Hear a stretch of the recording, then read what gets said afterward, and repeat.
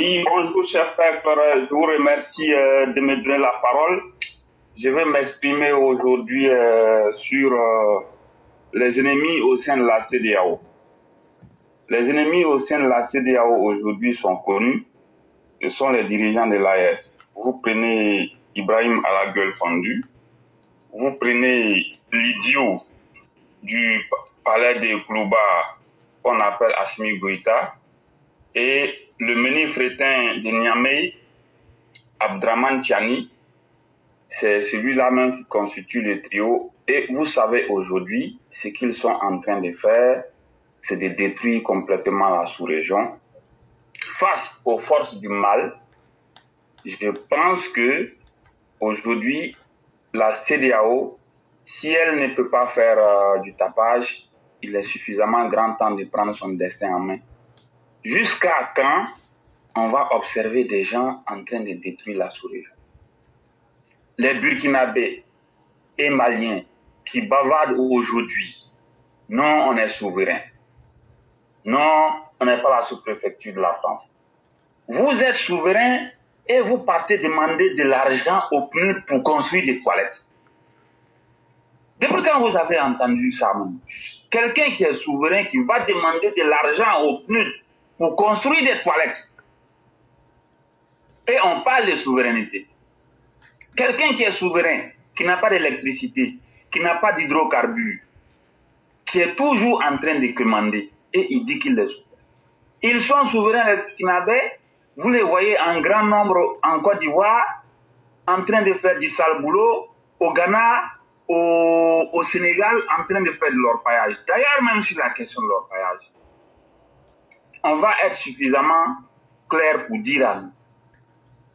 Tous ceux qui vont se faire prendre à partir de maintenant, en tant qu'orpailleurs, s'ils sont membres de la CEDEAO, que la justice sévisse très sévèrement, la saisie de tous les biens, tout ce qu'ils ont comme bien. Une fois qu'on les prend en Côte d'Ivoire, tout ce qu'ils ont comme bien dans leur existence, que la justice saisisse. Après avoir saisi, on les enferme. Voilà des gens qui quittent au Burkina Faso, ils viennent, ils détruisent l'environnement en Côte d'Ivoire. Et pendant une bonne période, on a laissé faire. Des gens qui sont incapables de faire face à l'insécurité chez eux, vis-à-vis des djihadistes, c'est eux aujourd'hui qui veulent être des modèles. Et ils tablent sur quoi? La communication. Ils recrutent des cyberactivistes qui en longueur de journée racontent tout et n'importe quoi. Et jusqu'à quand on va laisser faire? Moi, je pense que il faut que, là où on est arrivé, nos dirigeants prennent leurs responsabilités. Ce n'est pas quelqu'un d'autre qui va venir résoudre ce problème à notre place. Le problème qui se trouve déjà là, à nos frontières, il faut le contenir. Ça, c'est un. De deux, on ne va pas laisser ces délinquants-là dicter leurs lois. Non. Tout ce qui doit être redéployé, tout ce qui doit être déployé pour mettre hors état de nuire ces délinquants, il faut que ça se fasse. Vous voyez le Ghana qui est sans pitié. Le Ghana qui pourchasse tous ces Burkinabés qui sont venus sur leur territoire. Vous pensez que s'ils n'ont rien vu, ils vont le faire? Nous qui avons opté pour l'hospitalité, regardez comment on est traité. On est traité comme des moins que rien. Pourtant, c'est la Côte d'Ivoire qui nourrit et qui blanchit le Burkina Faso. Tu ne peux pas nourrir et blanchir quelqu'un et il va se retourner contre toi. Ça, personne ne l'acceptera. Donc, face à la situation, nous disons qu'au sein de l'espace CEDEAO, il est suffisamment grand temps de faire tout pour mettre fin au désordre que nous voyons au sein de la sous-région. Je m'arrête là et je vous remercie. Merci infiniment, Sunjata le Conquérant. Merci pour ces propos qui sont très clairs. Et à un moment, quand ce que tu fais en bien est perçu comme un acte de faiblesse, puisque personne ne t'y oblige, tu peux aussi t'en abstenir. C'est un principe simple de la vie. Il faut que les orpailleurs, là, pour lutter contre eux, ce n'est pas difficile. On peut prendre quelques drones de l'armée, là, survoler les différents endroits, les cibler et les mater correctement. Parce que ce sont ces mêmes gens qui sont en train de détruire notre environnement là. Cet argent là, ils prennent pour soutenir, souvent même ce sont des djihadistes, ils travaillent pour le compte des djihadistes. On dit qu'on est en train de lutter contre le blanchiment d'argent et les mouvements illégaux de fonds. Mais l'orpaillage clandestin là, les milliards qu'ils engrangent là, ça va où? C'est fait au compte de qui? Quand on se pose cette question là, c'est fait pour le compte des nébuleuses et des trous noirs du djihadisme et du grand banditisme aujourd'hui qui est incarné dans les États comme le Mali et le Burkina. Parce que c'est là-bas que l'argent va. Et si nous nous asseyons, c'est nous qui perdons doublement. Non seulement on les accueille, ils viennent, ils pillent nos richesses, ils pillent nos terres et ils prennent ça encore pour lutter contre nous. Ah non, ça fait trop de douleur. On peut utiliser nos avions de guerre ou même les moyens qu'il faut en l'air pour cibler ces personnes-là et puis les mater comme il se doit.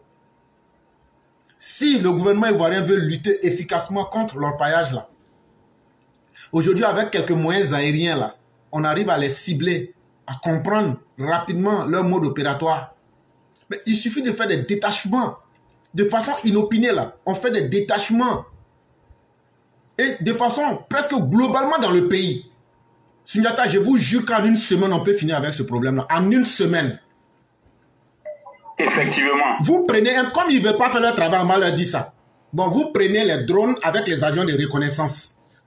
Vous vous donnez une semaine. Ça là, personne ne va savoir que vous êtes en train de faire ça. Toutes les zones où il y a l'orpaillage là, vous faites une cartographie.